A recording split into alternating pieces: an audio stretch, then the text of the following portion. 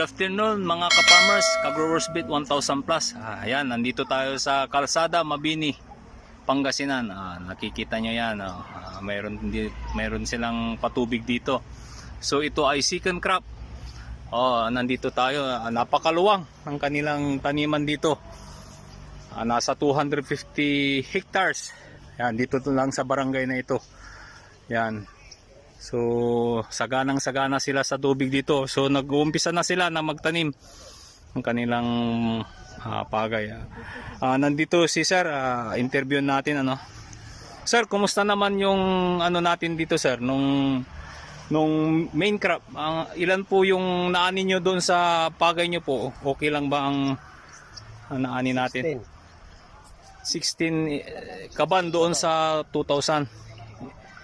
Doon po sa isa, doon sa yung sa malaki nyo po, yung kulang-kulang 1 hektarya, ilan po ang naani nyo po doon?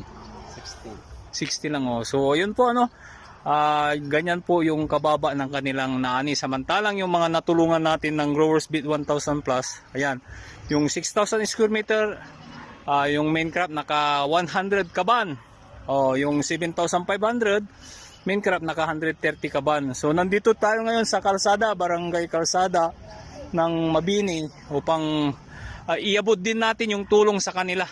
Dahil dala-dala natin si Growers Beat 1000 plus na napakataas ang kanyang NPK. Kaya ganun na lang yung naani nila.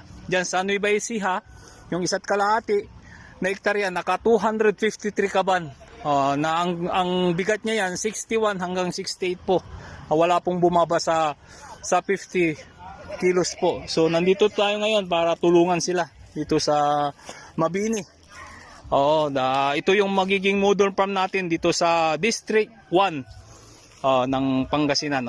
Ito sigurado pag nalaman na nila dito, buong ito District 1, tutulungan natin sila. Kaya maraming salamat mga ka-farmers. Ito po yung aming update dito sa lugar ng Mabini, Kalsada, Barangay. Ayan po mga ka-farmers, to God be the glory. Yan yung mga ka-farmers natin. Yan yung mga magtatanim. Ayan. Ayan po mga ka-farmers. God bless us all.